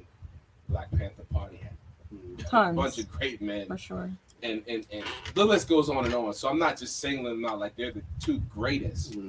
I'm just, for the sake of conversation, just saying. But anyway, their women challenged them. Malcolm got challenged from his discovery of Elijah by his wife. Malcolm had a moral code that he got from Elijah that says, I have to hold you accountable for your actions for taking on multiple wives. Because when I came into this thing, this was not a part of the discussion, and all of a sudden it pops up. Help me understand. I can defend you. I'm your defender. That's my responsibility, is to defend you in the public. But when you shun me away and you take away the protection, and it was his wife that opened his eyes. Like, look, dude, you don't see the betrayal happening? You know what I'm saying? People don't know this about Coretta. Coretta was the one that said, yo, you still got homeboy around you. He was trying to sleep with me. He's going to betray you one day. Same nigga That's a real thing that happens. You see what I'm saying? A real thing that happens. But Malcolm listened. Martin didn't. They both in same results. I mean, with this government, white supremacy, you don't have to say. Yeah, they weren't letting no black messiah stand. But no. But what I guess what I'm trying to get to is we have to get back to the value system of honoring one another. And if we don't, we're going to allow this system to win. But is that kind of what we don't do with? Because I feel as if, like, when it comes to Malcolm and Martin, you either get the white supremacy version or them cheating, and it's always trying to devalue everything that they did. Yeah. And that's the thing, is like, it's not really in defending them cheating, because again, it's like, you ain't cheat on me. So it's just like, and I don't approve of it. But I think it's also the spectrum of how we look at our quote unquote heroes. It's like, you have to be perfect. And if you have a flaw, then we have to eradicate everything you've done. It's a huge pressure. It's a huge pressure. So it's just like, but then also actually knowing the process of getting to that point of creating the Malcolm and the Martin is just like, okay, they've gone through some things, but how did you get through them? Like, we don't ever talk about the through. We just like, oh, Martin had some chicks. We think, Malcolm had some chicks. They were both heroes. I mean, Malcolm was accused of having a baby that out of wedlock, being homosexual, having multiple chicks in the mosque. Like Malcolm was accused of a lot of things. White chicks in Annapolis. White chicks in Annapolis, like, and yeah, but that's also kind of like their age cancel culture. That's really kind of what it is. Yeah, but okay, so let me say this. Mm-hmm. Have we allowed this system in society to bring about a cancel culture towards our women because of their weakness and flaws? I think so. Can I have an example? I like legit. I'm like not being like facetious. If a woman, because then I can like I feel like I can like give more. Okay, like if I need an example. The pandemic happened. Woman loses her job. Mm-hmm. She starts an OnlyFans. Take care of her children. Is she no longer worthy of marriage? Or can we overlook that and see the heart behind why she did what she did? I can. Okay. But my training is different. Like I stopped calling women thoughts and hoes years ago when I really thought about it. And I said, societally, like if you define what thought and hoes are, I said men can be that with no shame. If anything, they're celebrated for that. They'll shame you. Like, can I read something real quick? I saw something today that I was just like, y'all talk about the confusion and the mismatch messaging sent to y'all. Like, when I say we get it, I'm gonna say harder. We get it harder because I'm gonna just read this real quick. It's not coming up fast enough for this show. No, but I definitely agree though. I feel as if a lot of the media targets, ambushes, attacks women on in a very loud way, opposed to like with men it's just like sell drugs, like play basketball, get hoes. Like that those three repeat. I think get hoes, but then those same hoes are not worthy of any type of respect. They're not worthy of anything. You're for the streets. Like I don't partake in those conversations because I'm just like the messaging is so. I think that was programmed in us by white folks because still imprint. We can say that. I feel like, but for how long? Because I'm like I said, everything should have an expiration. For how long we gonna keep saying that? Like I'll read this. But like the psychological warfare hasn't ended. So like when you're saying for how long, when they end, they're like, all right, black people, we're gonna stop psychologically controlling you. Then that's the question we can ask: for how long? Because they haven't stopped. You think they're going to stop? No. Okay, so that being said, now that we have some education, now that we have access, I think it's a choice. I think ignorance is a choice because if you want the access, you can get it. I think we've been indoctrinated. We have been indoctrinated, but what I'm saying is you now have access to information, and that's where you're getting a separation in some of the classism. There's the elitists, the elite blacks, the educated blacks, the bougie blacks, the ratchet, some of that separation is happening because I do think that leads to victimhood. And I'm not saying that it's not real, but it's just like, when do you decide that, hey, I'm going to start to make a choice, and it may not happen in my lifetime, but I at least want to start to plant the seeds where my kids have a little bit of a different example for them to continue this torch. But I'll just read this. Women get shamed for sex, for liking sex, for not liking sex, for having too much or too little sex, for having kids, for not having kids, for aborting cells that may turn into kids, for having kids too young, for having kids too old. Just shut the F up, man. Like, it literally feels like that's literally the messaging all day, every day. And it's just like, you get made fun of for being a hoe, but then you get made fun of for being a prude. Then it's just like, oh, you need to have sex. But then it's just like, oh, well, you had sex too fast with me, or you took too much time to have sex. It's like, if you listen to society, I'm like, it's amazing to me that more people are not in jackets. And I do think women get that hard. I think they get that hard. I think that, well, especially black women, because other cultures, I think they aren't shamed at the same level. That and that's the point I was about to bring up, because other ethnic groups have a culture. Black African Americans, don't have a culture because it was stripped from them. And we got to remember that a lot of the things that we are experiencing now with the desegregation and all that stuff is only like 100 some years old. Yeah, if that. if that. I mean, I have a grandmother who still remembers being beat up by police for looking at a white person. Yeah. Like, so it's we can't overlook, we can't dismiss close to 500 years of the programming of the Negro and act like it doesn't have a psychological effect on who we are today. Yeah. I think what needs to happen is the same way that, because if 17% of men are sleeping with 80% of the women,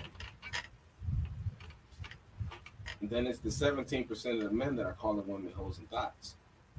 It's getting highlighted more. For example, let me give you an example. I don't think it's the 17%. I think it's the ones that's not getting it that they're mad. And instead of being like, yo, share to the dudes, they're like, oh, y'all are thoughts. Y'all sleeping with these dudes. I don't know how many times it's just like, oh, well, you know, he left you. Well, you chose him. Oh, you got a baby daddy. That's your fault. It's like you don't get the. I saw a video with Safari when he was in Jamaica while his kid was in the NICU. And the comments just, I had to laugh. It was just like, but oh, our Safari's brother not Safari. a regular nigga, though. Well, we can't add him to the conversation. He's a representation of the regular dude. He's really not like, I know sometimes we're like, oh, celebrities, but I'm like, Safari's in that place where he's He's in a way higher tax bracket. He's in the 0.6% of Black America's wealth. Okay, that being said, you have the resources and you're still doing that type of behavior where your kid is in the NICU and you're in Jamaica, you know, twerking. That's what I saw. I mean, but that's a celebrity. But there's not people doing that. The regular dude's not doing that. I don't see a regular dude being in Jamaica. Oh, they're there. They are. I'll give an example from something locally. So I do a lot of work on Pioneer Drive, right?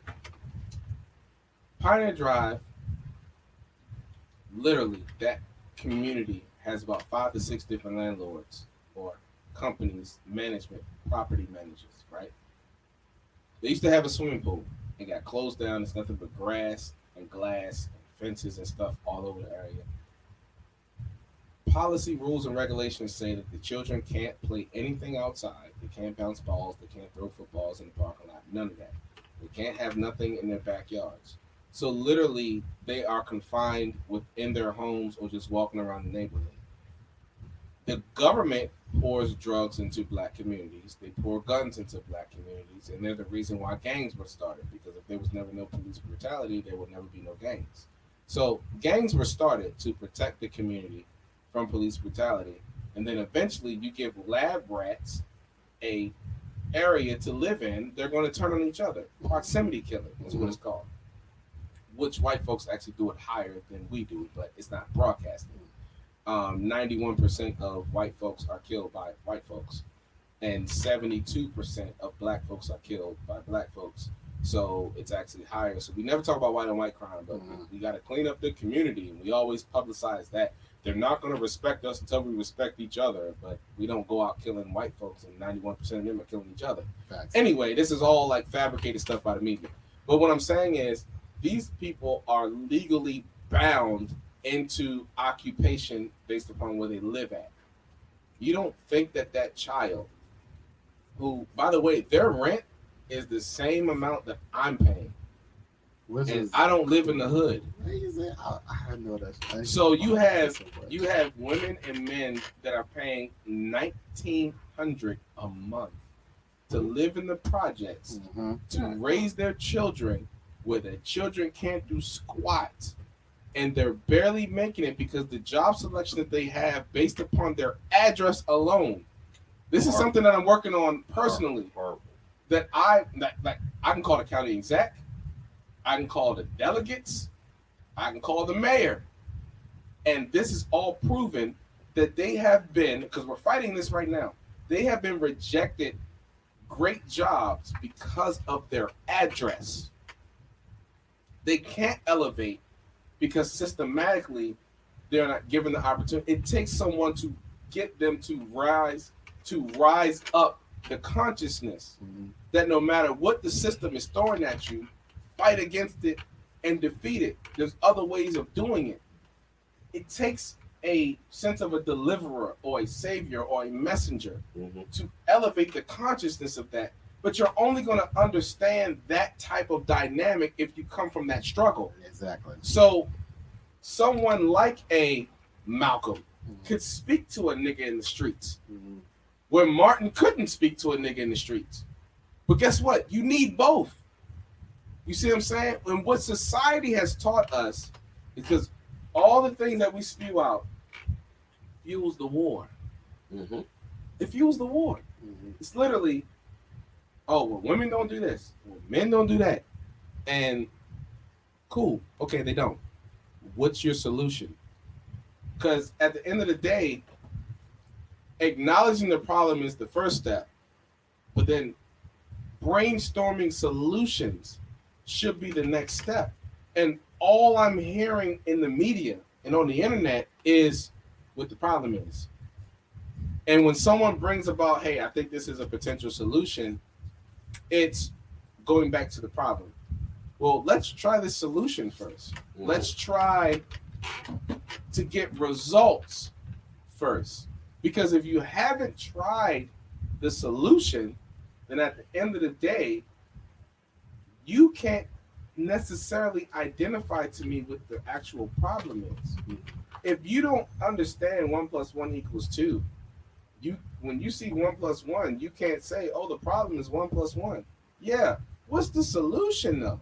You see what I'm saying? Like, so what's the solution though? So for the listening audience, you can't take the red or the blue pill.